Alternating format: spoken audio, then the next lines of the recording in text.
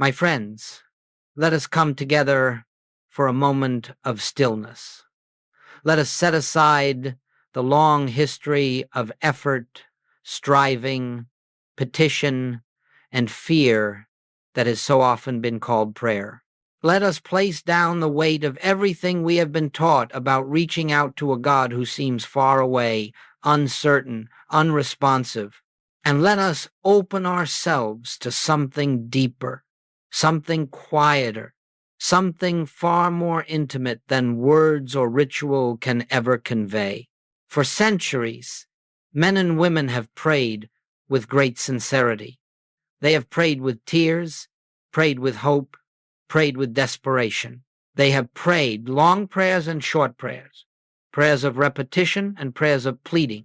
And yet, for so many, prayer has felt empty, hollow, a call that receives no answer, a movement that yields no presence. Why is this so? Is it because God is silent? Is it because God withholds? Is it because our prayers are unworthy or insufficient? No, my friends, none of these are true. Prayer seems unanswered for one reason only. We have prayed from a false premise. We have prayed to a God we imagined was separate from ourselves. We have spoken into the heavens as though the divine were somewhere beyond us, hidden behind the clouds, concealed behind the stars, listening from a distance. And all the while, the infinite whispered from the very core of our own being, asking only that we turn within. This is the great misunderstanding that silences prayer. Not the lack of faith, not the lack of sincerity, but the lack of recognition. For prayer is not an act of reaching outward at all. Prayer is not a cry to a far-off deity. Prayer is not begging, persuading, or pleading with a power that must be convinced to intervene in our affairs. Prayer, in the spiritual sense taught by the Master, is recognition of a presence already here, already alive, already the very essence of our own being. When Jesus spoke the words, "The kingdom of God is within you," he was not offering poetry. He was not speaking symbolically. He was revealing the secret of true communion. He was telling mankind that God is not found through distance, effort, or persuasion. God is found in the quiet awareness of the invisible presence at the center of our consciousness. But because we have looked outward, because we have searched across the world, across the sky, across the pages of doctrine and belief, we have overlooked the one place where God actually is. And so prayer becomes silent, not because God is silent, but because we are speaking into the wrong direction. Imagine, if you will, a man standing in a darkened room, calling out for light. He pleads, he cries, he searches the corners of the room for a candle, a lamp, a flame, but the light is not in the corners. It is not in the walls. The switch is not somewhere across the room. The light is at his fingertips, yet until he turns to the place where the light actually is, he remains in darkness, no matter how desperately he calls. So it is with prayer. So it is with God. We have prayed into the air and expected the answer to return through the air. But God does not dwell in the outer world. God does not communicate through distance. God does not answer from the sky. God is the living presence within your very consciousness. And until prayer is turned inward, until prayer is recognized as the silent opening of the soul to the presence that is already here, prayer will feel unanswered, not because there is no answer, but because we have not yet learned how to listen. My friends, this is the beginning of our journey today, to gently release the old idea of a God who must be reached and awaken to the truth of a God who is already closer than our own breath, nearer than our own heartbeat, present in the very awareness with which we hear these words. Let us set aside every concept of prayer that involves effort, persuasion, or distance. Let us forget, for a time, the forms and formulas, the phrases and rituals, and let us open ourselves to the possibility that true prayer begins in silence, in stillness, in the recognition that God is not a being we seek, but a presence we acknowledge. This is the first step, the first shift, the first turning of the heart toward the kingdom within. We will walk further into this truth together, but for now, rest in this simple understanding. Prayer is not asking God to come to you. Prayer is the realization that God is already here. And now, my friends, let us go deeper. For if prayer has felt silent, if communion has felt dim or uncertain, it is because humanity has rested on one great misunderstanding, the belief in a God who exists somewhere other than where we are. This belief is the root of all spiritual struggle. It is the foundation of fear, guilt, separation, and the endless effort to reach upward to a presence we imagine is not yet here. Let me say this plainly. The greatest barrier to spiritual realization is the belief that God is distant. This belief has shaped the prayers of nations, the rituals of religions, and the inner lives of countless sincere souls. Yet it is a belief without foundation in spiritual truth. From childhood, we are taught subtly or explicitly that God is above us, beyond us, outside of us. We are encouraged to imagine God seated on a throne, living in a heaven far removed from the world of human experience. And from such an image, prayer naturally becomes an attempt to bridge an impossible gap. We cry out to the heavens because we have been conditioned to believe that God is somewhere up there. We kneel with heads bowed toward the ground because we believe that God must descend from beyond. We speak words into the air, hoping they will be carried across the vastness of divine distance. But my friends, there is no such distance. There never has been. The infinite does not dwell in remote spaces. Spirit is not bound by geography. Omnipresence does not exist in some places and not in others. If God is truly omnipresent, then God must be present exactly where you are. And if God is present where you are, then the belief in a distant God is the only veil that hides the presence from your awareness. It is not God who is absent. It is our concept of God that has wandered away. Let us look gently and honestly at this illusion of distance. When you believe God is far, you begin to feel unworthy. You begin to imagine that you must travel toward him through effort, through moral struggle, through religious performance. You begin to imagine that you must earn the right to be heard, and so prayer becomes a striving, a reaching, a stretching of the soul toward something it believes is beyond its grasp. But what if the very foundation of this struggle is false?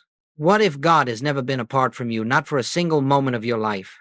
What if the presence you seek is the very life that animates you, the very consciousness that knows these words, the very being that looks out through your eyes? When this is understood, the entire scaffolding of fear collapses. Unworthiness dissolves. Spiritual striving falls away. And prayer begins to transform not into effort, but into awareness. But until this illusion is recognized for what it is, the mind will continue to seek a God elsewhere. And in that seeking, it will overlook the presence that is here. You may search the scriptures. You may search the world religions. You may explore every spiritual tradition on earth and still miss the truth if the mind insists that God must be found somewhere outside your own being. This is why theological debate has never brought spiritual realization. This is why ritual has never guaranteed inner peace. This is why millions pray with hope but feel no response. They are praying across a distance that does not exist. They are reaching for a God who has never been separate from them. Listen carefully to this. Separation from God is the only illusion. Union with God is the only reality. The task before the seeker is not to find God, not to reach God, not to attract God, but to awaken from the dream that God is absent. The presence you call God is the very breath that sustains you, the life that never leaves you, the silence beneath your thoughts, the love that cannot be taken away. There is no distance between you and God except the distance created by thought, and thought is not reality. Thought is not truth. Thought is only a shadow on the surface of the mind. And the moment you turn within, the moment you become still, the moment you release the idea of a God who lives elsewhere, you begin to feel what has always been here. A warmth, a stillness, a quiet sense of companionship, a subtle but unmistakable presence that does not come from outside, but rises from within your own being. This is the beginning of spiritual awakening, not the finding of God, but the recognition that God was never lost. The Master's teachings were not invitations to search the heavens. They were invitations to awaken the heart. The kingdom of God is within you, not will be, not could be, not might be when you become worthy. It is within you now, always, eternally. When this truth begins to dawn, prayer is transformed from questioning into communion, from pleading into resting, from fear into peace. And the illusion of distance, which has weighed upon humanity for centuries, begins to dissolve like mist in the morning light. We will explore this further, but let us pause here, for in this stillness, something in you already knows the truth. God is not far. God is not apart. God is not elsewhere. God is the presence within your own consciousness, awaiting recognition. And now, my friends, as we rest in this understanding that God is not distant, let us turn our attention to the one who revealed this truth with unmatched clarity, the Master, Jesus Christ. For if we are to understand prayer, we must return to his teachings, not as they have been explained through centuries of theology, but as they were spoken from the depth of spiritual realization. We must hear his words not as history, but as living truth, as instruction meant for the awakening of consciousness, not the performance of religion. Listen to how Jesus spoke of prayer. He did not say, "Call upon God who is far from you." He did not say, "Reach upward toward a deity separated from your life." He did not say, "Convince God, persuade God, or beg God." No, he said, "When thou prayest, enter thy closet. Pray to thy Father which is in secret. The kingdom of God is within you. I and the Father are one." Everything he taught about prayer pointed us inward. Everything. Not one instruction directed humanity toward an external God. Not one prayer he offered was an act of petition. Not one word suggested distance. Jesus prayed not to bring God near, but to rest in the presence that was already there. He entered silence. He withdrew from crowds. He went into the mountain, into the garden, into the solitary place, not to escape the world, but to return to the inner sanctuary where the Father was always abiding. The closet of which he spoke was not a room of wood and stone. It was the innermost chamber of consciousness, the silent, sacred space where the personal sense of self dissolves and the presence of God is felt as one's very own being. This is prayer, not words, not supplication, recognition. Recognition of the Father within, of the life that cannot be separated from your life, of the Spirit that breathes you, moves you, lives you. When Jesus prayed, he was not informing God of need. He was not asking God to change external conditions. He was not pleading for intervention. He prayed in order to experience the Father's presence, to become aware of the spiritual reality that is always here but unnoticed when the mind is filled with fear, desire, and the noise of the world. This is why he could say, "Your Father knoweth what things ye have need of before ye ask him." Consider the depth of that statement. If the Father already knows, then what purpose does asking serve? Why ask for what is already known?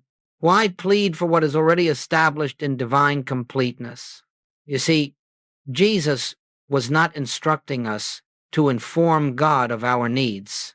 He was instructing us to silence the mind that believes in need at all and to awaken to the reality in which every need is met in the fullness of spiritual being. This is why the Master's Prayer, the Lord's Prayer, contains no asking, no pleading, no petition. It is pure recognition. Thine is the kingdom. Thine is the power. Thy will is done. It is not a prayer to bring something into being. It is a prayer that acknowledges what already is. Jesus did not say, "Let me have supply." He said, "Consider the lilies. Your Father careth for you. Fear not, little flock, for it is your Father's good pleasure to give you the kingdom." He did not say, "Heal me, Father." He said, "My Father worketh, and I work." He recognized that healing was not something to be received, but something to be revealed through awareness of the Father's indwelling presence. He did not say, "Give me strength." He said, "I can of mine own self do nothing," which is to say, there is no personal strength to request. There is only divine strength to recognize. When you see prayer through this lens, the lens Jesus actually offered, the entire structure of religious prayer collapses. Prayer is not a transaction. It is not negotiation.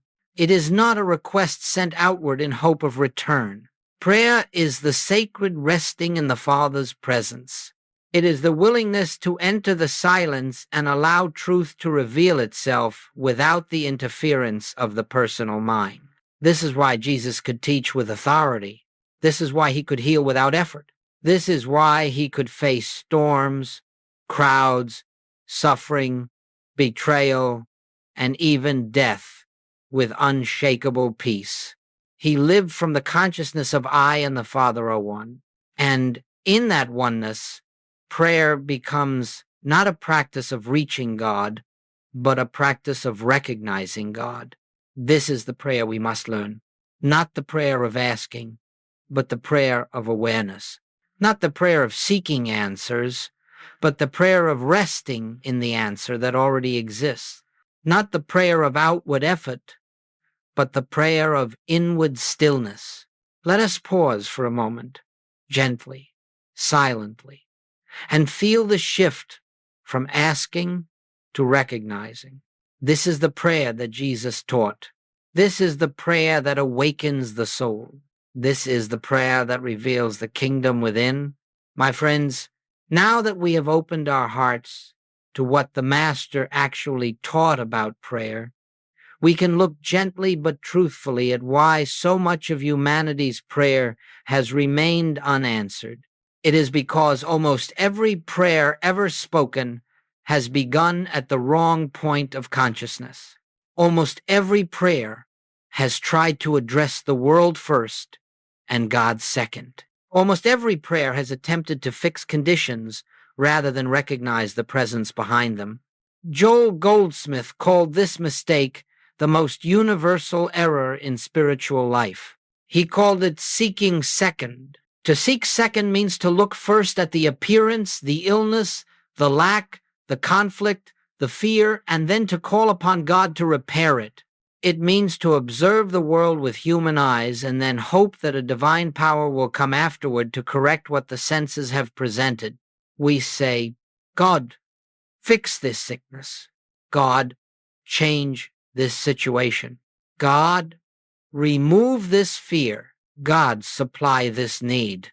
But notice the order of consciousness We have already accepted the appearance as truth before we have turned to the presence.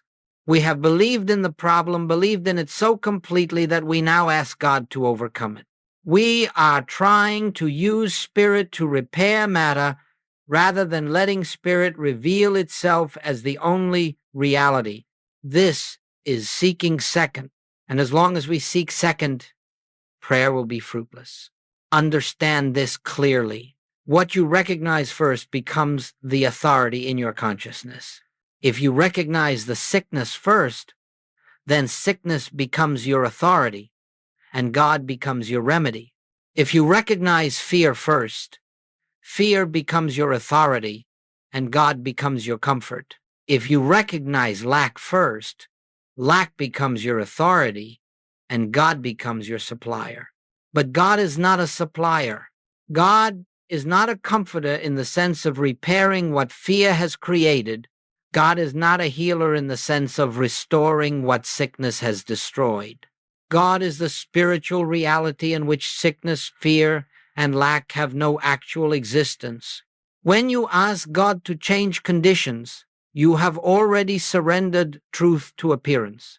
You are declaring the world of form to be real and the world of spirit to be secondary. But Jesus never worked this way.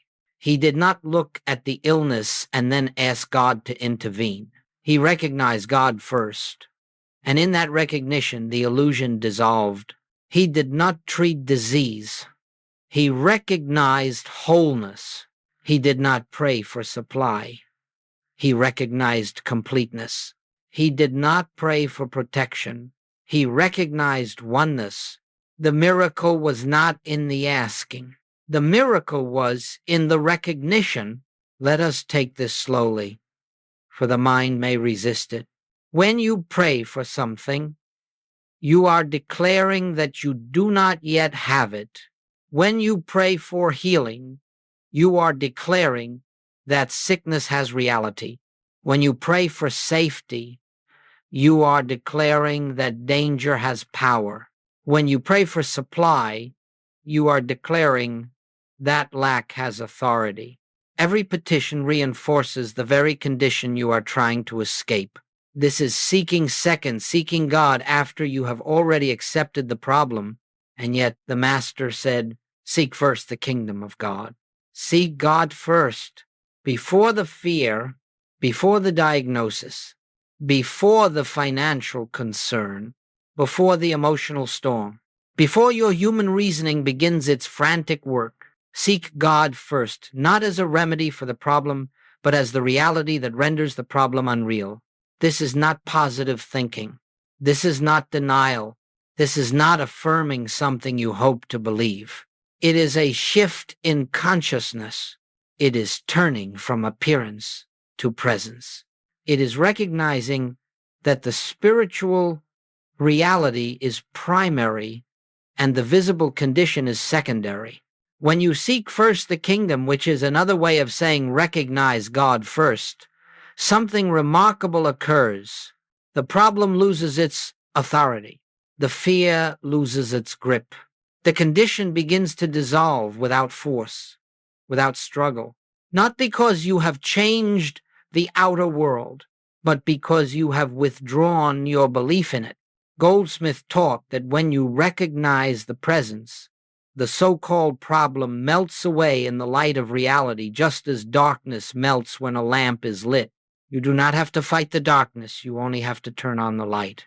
So it is with the conditions of life. We are not here to fight them. We are here to recognize the presence that renders them powerless. This is why asking does not work. Not because God refuses, but because asking begins from the wrong center, the human sense of lack, fear, and separation. True prayer does not begin with asking. True prayer begins with recognizing the presence, recognizing the oneness, recognizing the spiritual reality that was here before the appearance and will remain long after the appearance is gone. Seek first the kingdom, not second, not after the fear, not after the diagnosis, not after the worry has already taken root, Seek first, and you will discover that the kingdom has already been seeking you. Let us sit for a moment in the stillness, not asking, not seeking remedies, not reaching outward, but simply recognizing where I am, God is. And that is sufficient. And now, my friends, having seen the futility of asking and the subtle trap of seeking God only after we have already bowed to appearance, we approach the great turning point, the reversal of consciousness that marks the beginning of true spiritual life. This reversal is not dramatic. It is not emotional. It is not accompanied by fireworks or visions. It is simple, quiet, gentle, but it changes everything. It is the moment when we stop looking outward for God and start recognizing the presence within. This is the reversal experienced by every mystic, every illumined soul, every man or woman who has tasted the deep peace of the Spirit. It is the shift from searching to recognizing, from effort to awareness, from seeking to being. Let us look closely, for this is the heart of the path. For so long, we have lived turned outward. We have looked to the world to tell us who we are. We have looked to circumstances to determine our well-being. We have looked to people for love, approval, guidance, security. We have looked to the body for identity, to the intellect for understanding, to our emotions for truth. But in all of this outward turning, we have neglected the one place where reality can actually be found, the silent center of our own being. The reversal is the moment we turn inward, not inward into thought, not inward into emotion, not inward into imagination, but inward into the quiet, living presence that is always here beneath the noise of the mind. This turning is not an action of the will. It is not an effort of concentration. It is not a mental technique. It is a surrender, a release, a softening, a gentle willingness to abide in the awareness that something greater than the personal self is already present. Joel Goldsmith called this recognizing the presence, not bringing it into being, for the presence is already here, not attracting it, for the presence cannot be absent. Not calling it for the presence is your own life. It is simply recognizing what has always been. When you sit in silence and shift your attention inward, something begins to happen not because you seek it, but because you are no longer interfering with it.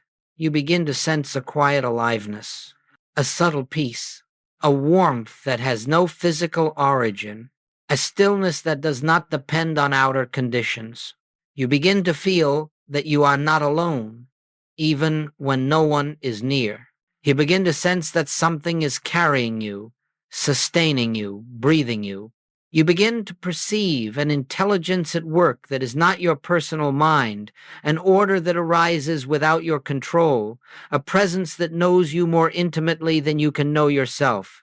This is the beginning of recognition, and recognition is the true foundation of prayer. To recognize is not to repeat phrases. It is not to affirm truths mechanically. It is not to force belief. To recognize is simply to see inwardly, quietly, without effort, that God is the very essence of your being, that the life in you is not personal but divine, that your consciousness is an instrument through which the infinite expresses itself. Once this is glimpsed, even faintly, prayer becomes entirely different. No longer do you ask for healing. You recognize that wholeness is the nature of your being. No longer do you ask for supply. You recognize that completeness is the nature of spirit. No longer do you ask for peace. You recognize that peace is the nature of the presence within. No longer do you ask for guidance. You recognize that the intelligence which formed the universe is already living in you, moving through you, directing you. Nothing is added to you. Nothing is given to you. Nothing is sent to you. You awaken to what has always been yours in truth. This is the reversal. From seeking to recognizing, from asking to resting, from looking outward to turning inward, from believing in separation to knowing oneness. And my friends, once this recognition begins, even in small ways, your inner life changes. Your outer life begins to reflect the harmony that unfolds naturally from within. But the true transformation is not in circumstances, it is in consciousness. It is the discovery that God is not something you reach. God is the presence you awaken to. Let us take a moment now, together, in shared stillness. Feel the breath move in and out, not as your breath, but as life breathing itself. Feel the awareness that listens to these words, not the mind, but the presence behind the mind. Feel the quiet space in which all thoughts rise and fall, the space that does not change. In that stillness, recognize, I am already in the presence. The presence is already in me. We are one. This is the reversal. This is the beginning of true prayer. This is the doorway to a life lived in union with the infinite. My friends, having come to the recognition that the presence is within you, and that prayer is not asking but resting in this inner awareness, we now touch one of the most beautiful mysteries of the spiritual life, the mystery of grace. For once you begin to recognize God, not as a distant power to be persuaded, but as the living presence of your own being, the entire burden of life begins to lift. The strain dissolves. The effort dissolves. The need to manipulate, control, or force conditions begins to fade like a shadow in the light of dawn. Why? Because the moment you cease trying to make life conform to your will, you make room for the divine to reveal itself.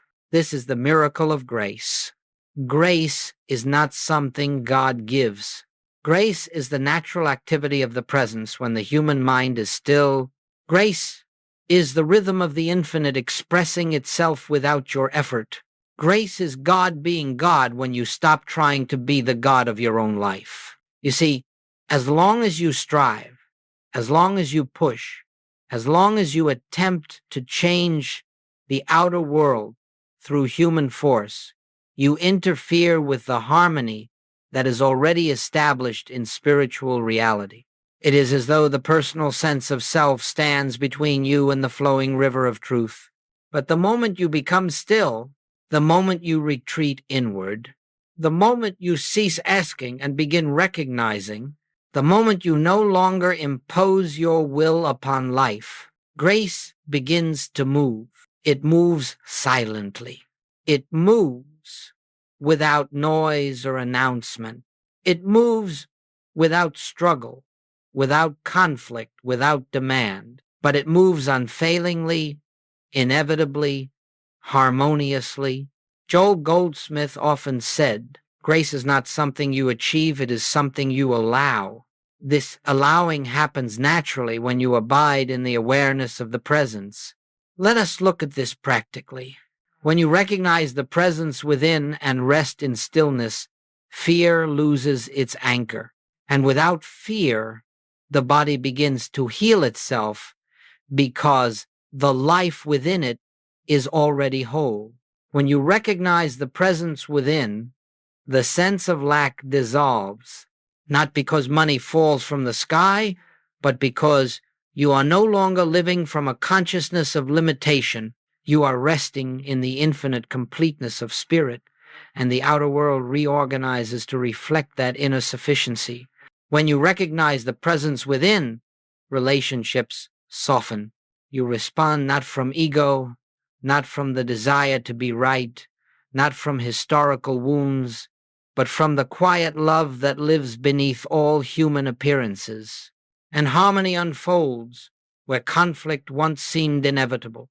When you recognize the presence within, confusion gives way to clarity, not through the labor of thinking, but through the quiet inner movement of intelligence that acts without your control. The right idea appears. The right direction becomes clear. The right step presents itself without strain. And all of this happens without effort because it is not you accomplishing it. It is the activity of the presence. Spiritual healing, spiritual supply, spiritual guidance are not the result of forcing, trying, or working. They arise when the personal mind becomes still enough for the divine to express itself. Think of a pool of water. When the surface is agitated, the light cannot reflect. But when the water is quiet, perfectly still, the light reveals its beauty effortlessly. So it is with consciousness. When your mind is troubled, anxious, striving, fearful, reactive, the presence cannot reveal its harmony, not because it is absent, but because the agitation of thought prevents recognition. But when you become still, when you rest in silent acknowledgement, when you stop striving, the presence shines of its own accord. This is why the Master could rebuke storms, heal the sick, multiply bread, raise the dead, not because he possessed the supernatural power to manipulate the world, but because he lived from the consciousness in which there is no separation, no fear, no lack, no death, only the activity of the Father.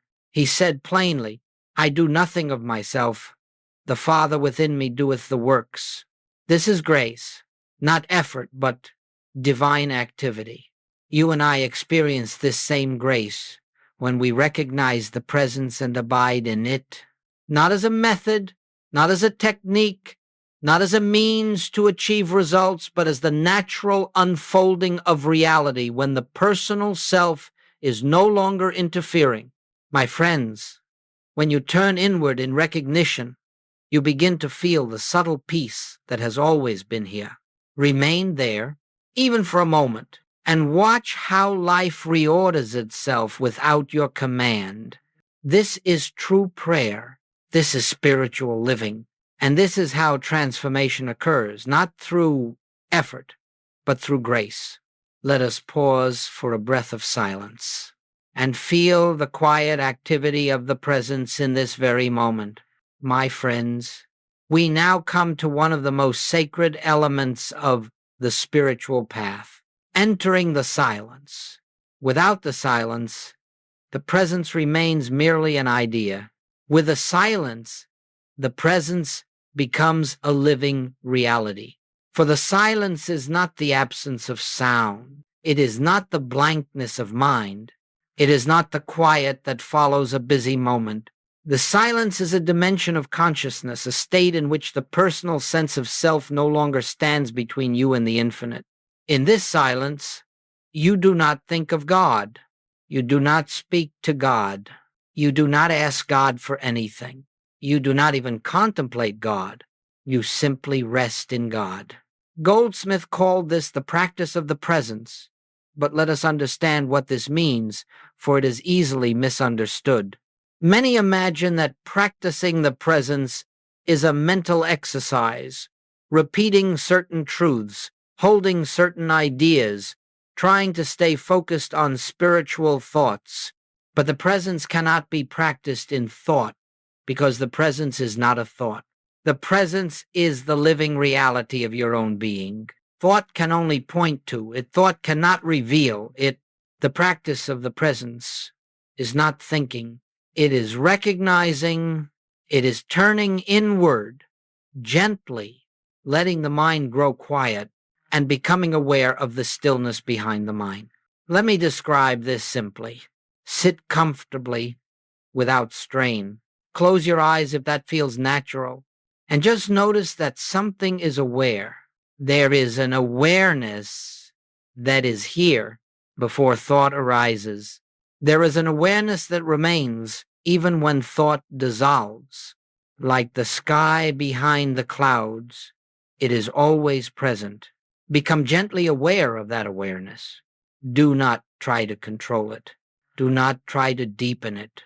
Do not try to perfect it. Just notice it. This awareness, this quiet, observing, spacious presence is the doorway to the silence. It is not personal. It is not your awareness.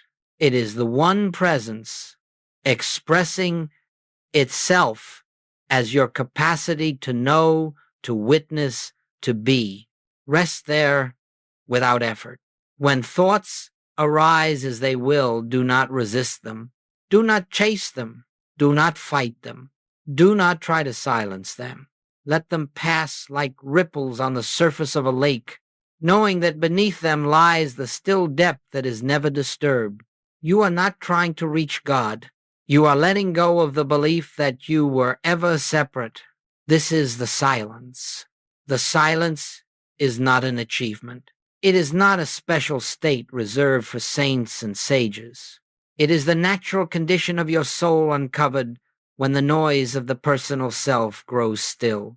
And it is in this silence that the presence becomes tangible, not as emotion, not as sensation, not as vision, but as a deep, quiet certainty, a knowing without words, a peace that does not depend on any condition, a light that does not shine through the eyes but through consciousness itself.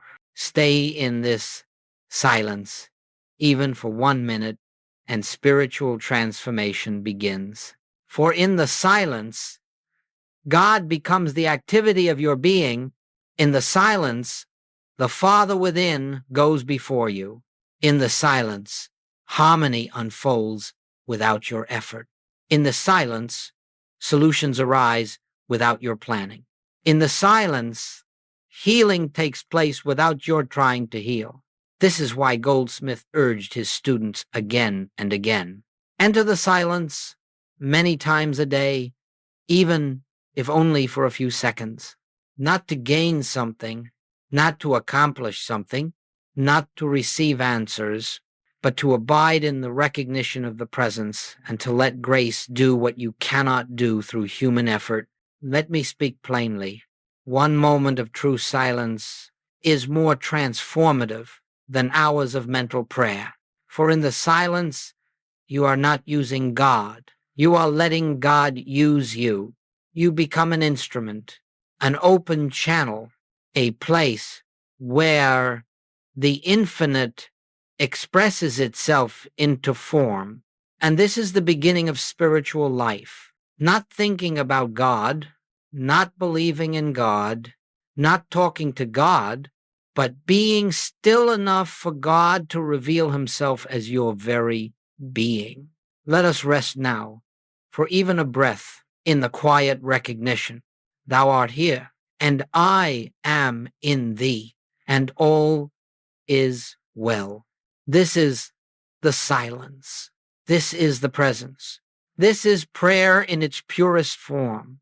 My friends, once the silence becomes familiar, once recognition of the presence begins to dawn within you, something extraordinary and deeply natural starts to take place. Your life, your outer, visible life, begins to reorganize itself according to your inner state of consciousness. This is not metaphysics. This is not mental manipulation. This is not manifestation as the world teaches it. It is simply the law of spirit. The inner is the cause. The outer is the effect. In truth, your outer life has always been the shadow of your inner state. Every fear you have carried has eventually appeared as conflict. Every belief in limitation has eventually appeared as lack. Every sense of separation has eventually appeared as loneliness. Every sense of vulnerability has appeared as illness or instability. Not because God willed it, but because consciousness receives according to its own nature. Now, when the presence becomes the center of consciousness, the outer world begins to reflect that harmony, that peace, that sufficiency, not by your control, not by your planning, not by your personal effort, but by the natural unfolding of life. Let us make this clear. You do not use God to improve your outer life. God uses your inner stillness to reveal a new outer life. This is living from presence. Let us consider what this looks like in practical experience. When you awaken in the morning and your first awareness is of the presence within, even for a few seconds, you begin the day not as a personal self struggling to survive, but a spiritual being recognizing the invisible source of your life. From that recognition, the activities of your day unfold with greater ease. People respond differently. Decisions arise naturally. Resources appear without strain. Problems dissolve before they reach their full shape, not because you are manipulating anything, but because you are not interfering with anything. The presence governs. When the presence is recognized, fear loosens its grip. And when fear is no longer the lens through which you see the world, possibilities open where none seem to exist. Conversations become gentler. Tension melts from your actions. The mind does not rush or panic. Even time itself seems to expand. This is living from presence. When you face difficulty, a financial concern, a relationship strain, a physical symptom, you pause. You do not attack the issue. You do not argue with it. You do not scramble for solutions. You pause. You turn within. You recognize the presence. And then you act not from fear, but from quiet inner guidance. This may take 10 seconds. It may take one breath, but that single moment of turning inward shifts the entire trajectory of your response. And because your response is different, the outcome becomes different. The outer follows the inner. When you approach your relationships from presence, you begin to see the divine in those around you. You are no longer reacting to their personalities, their moods, their histories, their appearances. You are quietly recognizing the same presence that lives within you, living as them. This recognition softens the atmosphere. It breaks the cycle of reaction. It brings clarity where confusion once lived. It brings compassion where resentment once held ground. It brings peace into conversations that once erupted in conflict, not because you forced yourself to be patient, but because the presence within you was recognized and it became the presence with which you met the world. This is living from presence. When faced with a decision, you do not analyze endlessly. You do not panic about outcomes. You do not weigh every option 100 times. You become still. You enter the silence. You feel the quiet flow of inner knowing, and you follow the impulse that arises from that stillness. This is guidance, not mental, not emotional, not reactive. It is the activity of the infinite moving through your consciousness, the same intelligence that formed galaxies, guided the prophets, and breathed life into every living being. Now it is moving through you because you have made yourself available. This is living from presence. And over time, you will notice something deeply beautiful. The more you live from the inner, the less the outer troubles you. Not because life becomes perfect, but because you no longer expect the outer world to be your source of security, love, joy, or fulfillment. You live from the kingdom within, and the outer becomes an expression, not a cause, a reflection, not a foundation, a shadow of the reality alive in your consciousness. My friends, this is the spiritual life. This is the life Jesus lived. This is the life Joel Goldsmith revealed. This is the life that becomes yours when presence is recognized, and when recognition becomes your way of being. Let us rest now, even for a breath, in this quiet realization. The presence within me is the only reality, and the outer world will reveal what I recognize within This is how the inner becomes the outer. This is how grace becomes visible. This is how the infinite expresses itself in form. My friends, as we come to the close of this message, let us return to the simplicity with which it began. Let us return to the still point within the kingdom that Jesus spoke of, the presence that Joel Goldsmith dedicated his life to revealing, the reality that has been quietly inviting you home throughout these words. If you have heard anything today, let it be this. You do not need to go anywhere to find God. You need only turn within. You do not need to earn the presence. It is already yours.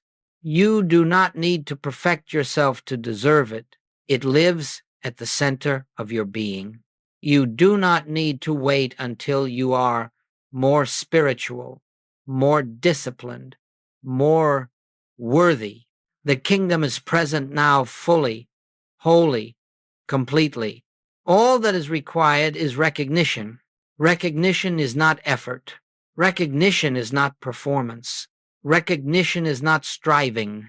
Recognition is simply remembering what you truly are, a spiritual being, an expression of the infinite, a branch of the living vine, a place where God is being God.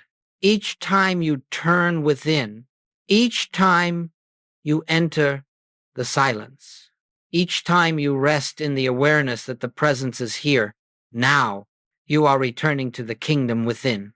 And from that kingdom, life flows with a new rhythm, a rhythm not shaped by fear or effort, but by grace. As we close, let us set aside all concern for the outer world.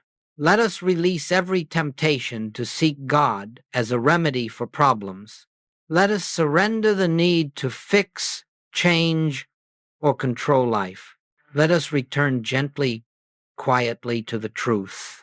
The presence is here. The kingdom is within, and I am one with it. In that recognition, all fear dissolves. In that recognition, all struggle ends. In that recognition, all things are added not because we seek them, but because we have sought first the reality behind all things. My friends, wherever you walk after this moment, wherever you go, whatever tasks, conversations, decisions, or challenges await, remember this: you carry the kingdom with you. You live in God, and God lives as you. You are never alone, never separate, never outside the embrace of the infinite presence. The path forward is simple, not easy in the world's sense, but simple in truth. Turn within, recognize the presence, rest in the silence. Let grace reveal your life. This is the infinite way. This is the teaching of the Christ. This is the life of the Spirit. And this, my friends, is the home you have been seeking. Let us close in quiet recognition. Where I am, God is. Where God is, all is well. And this truth goes before me, now and forever.